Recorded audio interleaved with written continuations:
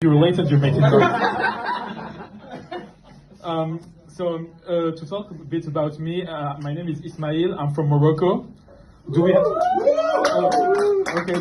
Do we have any Moroccan here? Yeah. Okay. I'm sick of you guys. Please stop following me on Instagram. I can't handle you anymore. I'm very happy to be here tonight. I realized something new about me recently. I realized that I'm very bad in getting in a relationship with women. And when I talk about relationship, I mean any type of relationship, not especially a romantic relationship. For example, last month I had been ghosted by my therapist. I swear it's true. I'm not lying. I pay her $100 a month, and she preferred to not get paid instead of getting in a relationship, in a professional relationship with me. It's very humiliating. And you know what is more humiliating? It's the fact that during the therapy session, I was talking to her about the problem that I had, and I felt that all women in my life leave me alone and run away from me. And she said, "It's all in your head." She blocked my number, this bitch. As you can imagine, I'm single, and I want to be very clear that it's not a choice. You know those guys who tell you that they are single by choice? I mean, I would give a kidney to have sex, actually. It's not a choice. And dating apps don't work for me. It worked one time. I was in the airport, and the other girl was in the airport too, so we matched. And we started to talk, and she was very straightforward. She asked me, she said, "What is your biggest sex fantasy?" And I said, "What do you mean?" "Actually, just to have sex. At least once before I die.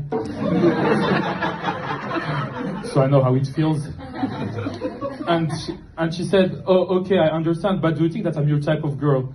I said, "Regarding my situation, I don't really have the privilege to have a type of girl.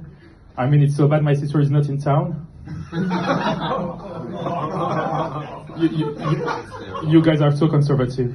But that I missed my flight, so I was like, okay, I missed my flight, but at least I got a number.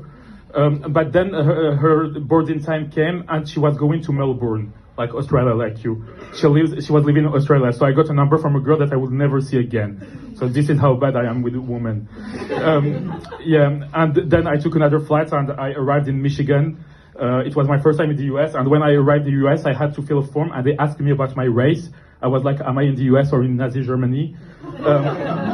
And I couldn't find my race in the form, so I went to see the officer. I said, "Sorry, but I can't find my race." She looked at me, she looked at the form, said, "What do you mean? It's written right here, Latino." I said, "Ma'am, I'm not Latino." She said, "Oh really, where are you from?" I said, "Morocco." "Where's that?" She didn't know where was Morocco. And it was very hurting because I didn't come up with a very poor country like Algeria, for example. Do we have any Algerian in the room tonight? No? We're better off. Thank you. Is this no? 30 seconds. 30 seconds, okay. And then she said, "Okay, so where is Morocco?" I said, "North Africa." She said, "Oh, Africa, so you have to circle black." I said, "Ma'am."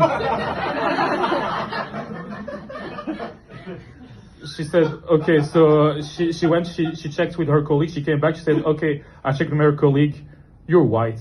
So I said, "Okay, so according to the French police and my French background history with police, I don't think that I'm white, but okay."